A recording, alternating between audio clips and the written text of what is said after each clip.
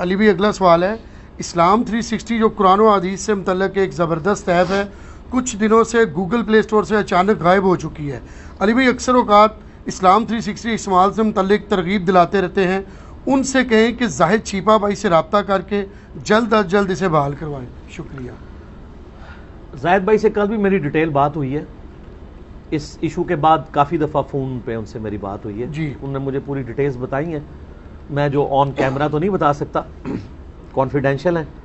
بہرحال فی الوقت یہ ہے کہ الحمدللہ اسلام 360 بحال ہو چکی ہے، جی لیکن ان لوگوں کے لیے کہ جنہوں نے آلریڈی انسٹال کی ہوئی ہے ٹھیک ہے، ان کے لیے تو آسانی سے ہو جائے گا معاملہ۔ جو پہلی دفعہ سرچ کر رہے ہیں، گوگل کی جو سرچ ہے پلے اسٹور کی، اس سرچ میں وہ اس وقت بہت لیسٹ پرائورٹی پہ ہے، اس لیے سامنے آتی نہیں ہے۔ جی اس کا طریقہ یہ ہے کہ ہم انشاءاللہ اپنی اس ویڈیو کے نیچے لنک میں نا وہ لنک دے دیں گے، اس لنک کو آپ کلک کریں، بلکہ میری ریکویسٹ ہے زیادہ سے زیادہ لوگ اس کو کلک کریں تاکہ پھر مین سٹریم پہ وہ اوپر آ جائے گی سرچ کے اندر اسلام 360۔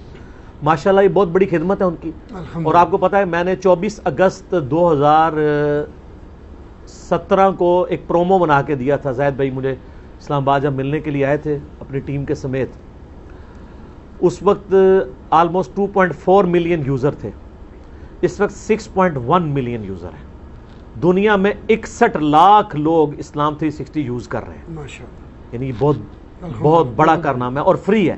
اور آپ دیکھیں $1 بھی وہ رکھتے تو 61 لاکھ ڈالر وہ کما سکتے تھے۔ $1 ایک بندے کے لیے کیا ہے، لیکن اس بندے نے اپنی جیب سے اور اپنے ساتھیوں سے فنڈ اکٹھا کر کے بلینز آف روپیز لگائے ہیں اس کو اسٹیبلش کرنے میں، اور وہ فریلی اویلیبل ہے۔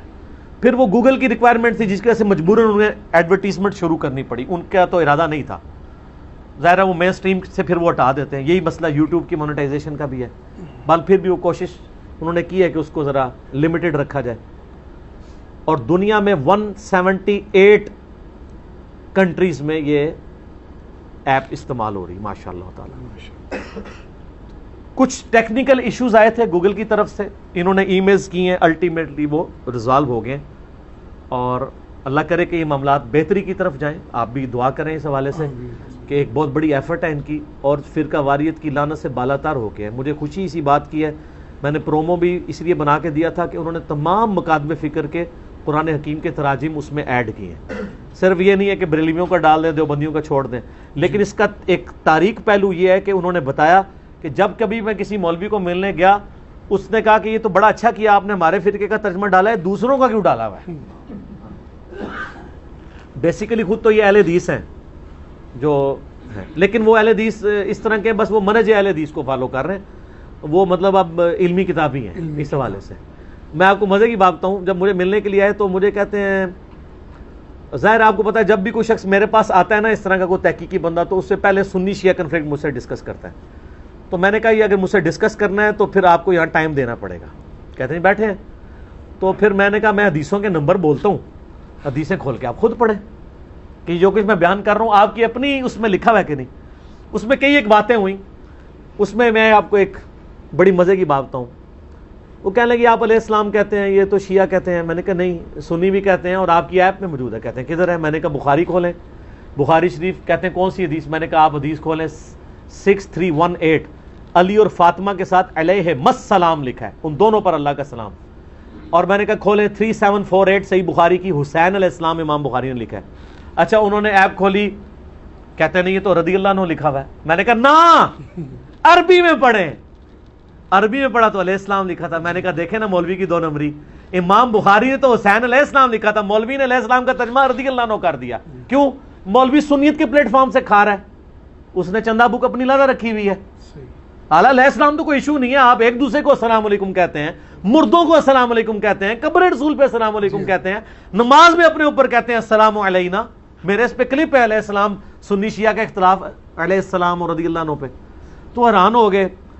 پھر امیر شام پہ ڈسکشن شروع ہوئی۔ میں نے کہا کھولے صحیح مسلم 4776، یہ تمہارے چچا کا لڑکا معاویہ کہتا ہے کہ ہم حرام طریقے سے لوگوں کا مال کھائیں اور لوگوں کو ناحق قتل کریں، اور اللہ تو منع کرتا ہے۔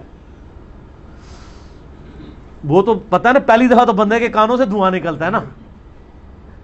تو میں نے کہا یہ آپ کی ایپ ہی ہے نا سر، میں نے کوئی جادو تو نہیں کیا۔ اینڈ مجھے کہتا ہے علی بھائی مجھے بتائیں مجھے اب سنی ہونا چاہیے یا شیعہ ہونا چاہیے؟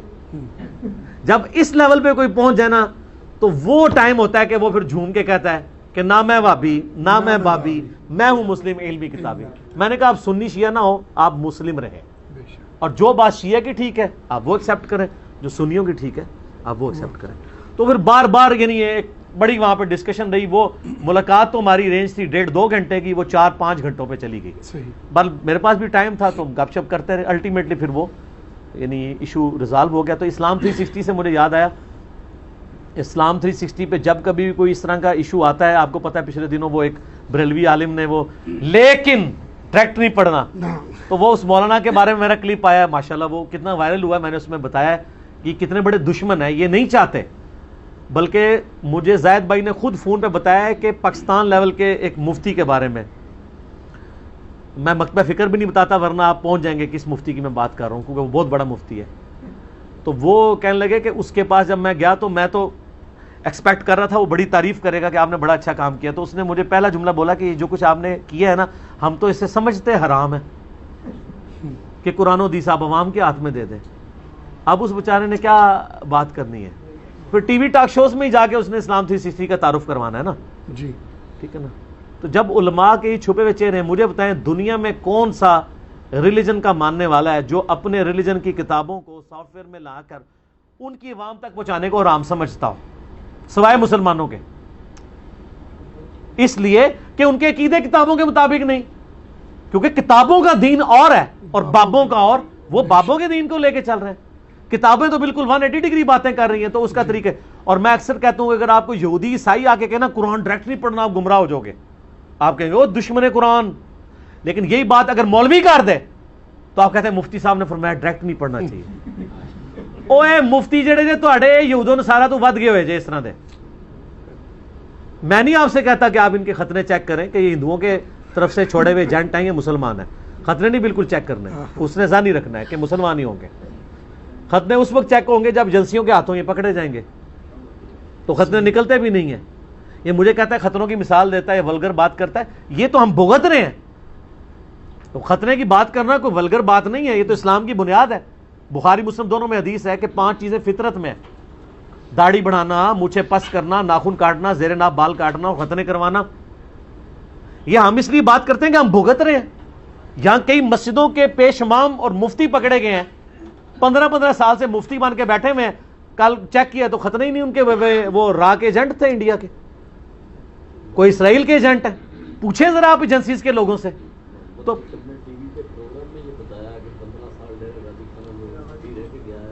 ہاں تو دیکھیں، تو سر پھر میں یہی تو بات کر رہا ہوں، جب میں یہ کہتا ہوں کہ جناب یہ ان کے ختنے چیک کریں، کہتے ہیں یہ توہین کر رہے ہیں، ٹھیک ہے۔ ویسے آپ اگر سمجھدار ہوئے تو آندہ یہ کوئی ایجنٹ جو ہے نا ختنے کرا کے بھیجا کریں گے، ٹھیک ہے۔ اور اس میں ویسے اگر لیٹ عمر میں ختنہ ہوا وہ بھی پتہ چل جاتا ہے، اس کے لیے آپ کو کوئی بچپن سے ختنے والا ڈھونڈنا پڑے گا، وہ اگر آپ بھیجیں گے نا تو وہ نہیں پکڑا جائے گا، ٹھیک ہے۔ یہ میں ایک علمی بات ایک کر دی میڈیکل کے پوائنٹ آف ویو سے۔